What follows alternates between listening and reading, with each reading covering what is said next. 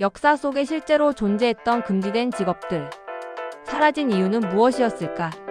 인간의 역사는 수많은 직업의 흥망성쇠로 이루어져 있다. 어떤 직업은 왕권을 지키기 위해 만들어졌고 어떤 직업은 생존을 위해 필수적이었다. 그러나 사회 질서를 위협한다는 이유로 권력자들에 의해 금지된 직업들도 있다. 지금부터 기록 속에서 실제로 존재했지만 결국 금지 추방 폐지된 직업들을 살펴본다. 12. 제독술사 주문사. 고대 로마에서는 사람의 운명을 바꾼다는 제독술사가 알려져 있었다. 이들은 사람의 승진, 연애, 출산, 재판 결과까지 주문과 상징적 의식을 이용해 예언하거나 조작한다고 믿어졌다. 문제는 이 직업이 로마의 정치 체계를 흔들었다는 점이다. 민중이 합리보다 주술에 휘둘리기 시작하자 국가는 결국 제독술사를 금지하고 발각되면 추방하는 법률까지 만들었다. 9위. 전염병 예언가. 중세 유럽에는 질병이 언제 나타날지 예언한다는 자들이 있었다. 이들은 패스트의 그림자만 보여도 도시 전체에 공포를 퍼뜨렸다.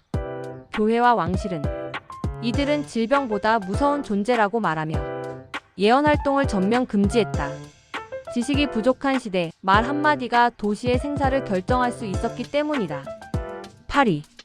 야간 시신 도둑 바디 스네처. 18세기 영국과 스코틀랜드.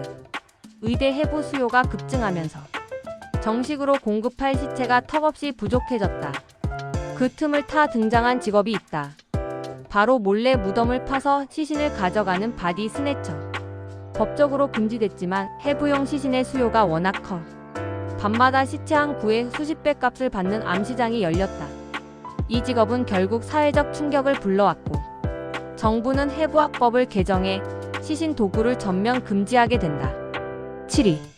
제사 도구 중개상대리 제사업. 조선 후기에는 제사를 돈을 받고 대신 준비해주는 직업이 있었다.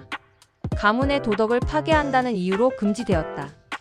유교 사회에서 조상 제사는 신분과 가문의 상징. 그걸 돈으로 해결한다는 것은 가문의 위계를 흔드는 위험한 행위라 판단됐다. 6위. 왕의 대역 도플갱어 연출가. 르네상스 시대 유럽 궁정에는 왕의 목숨을 대신 지키는 대역 전문가가 있었다. 위험한 공식석상에 왕 대신 서는 전문직이었다. 문제는 이 직업이 왕권의 불안정성을 보여준다는 점이었다. 왕이 2명이다라는 소문이 퍼지면 반란의 명분이 되기 쉬웠기 때문이다. 결국 왕실은 이 직업을 금지하고 대역이 잡히면 죽이기도 했다. 5위. 인신 재물 중개상. 고대 아즈텍과 잉카 제국에서는 제물로 바칠 사람을 따로 구하는 전문직이 있었다. 그러나 이 직업은 인권과 윤리 문제뿐 아니라 정치적 이유로도 금지된다. 제국이 기독교 문명에 의해 정복되면서 재물 중개업은 즉시 처형급 범죄로 지정된다. 4위. 독살 전문가 포이즈너. 이탈리아 중세 귀족 사회에서는 상대 정적을 제거하기 위해 독 전문가를 따로 고용했다. 독 제작, 투입, 증거, 은폐까지 전문적으로 수행하는 직업이었고 심지어 명문 가문마다 전속 포이즈너가 존재했다. 하지만 정치적 암투가 극심해지자 교황청은 이 직업을 국가안정위협 직업으로 금지하고 발각되면 사형에 처했다. 3위. 폭풍을 부르는 무당 웨더 위저드. 인류 초기 농경 사회에는 비를 부르고 폭풍을 막는 능력이 있다고 믿는 기상주술사가 존재했다. 기근과 가뭄이 심각하던 시기 이들의 말 한마디는 민중을 들끓게 만들었고 폭동의 원인이 되기도 했다. 결국 각 지역 통치자들은 기상 조작수를 인정하지 않는다는 명목으로 이 직업을 금지했다. 2위. 왕실 곤충 사육사.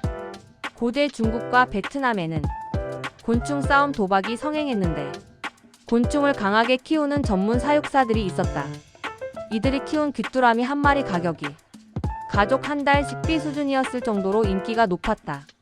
하지만 도박 중독자와 사기 사건이 급증하면서 국가는 이 직업을 금지하고 곤충 경기장을 폐쇄한다. 1위. 프릭쇼 전시인. 19세기 서구 사회에서 신체 기형 희귀 장애인을 전시하는 프릭쇼라는 직업이 실제로 존재했다. 하지만 이것은 인간의 존엄을 짓밟는 행위라는 비판이 거세지며 20세기 초 국제적으로 금지된다. 이 직업은 사라져서 다행인 직업이라는 말이 가장 잘 어울린다.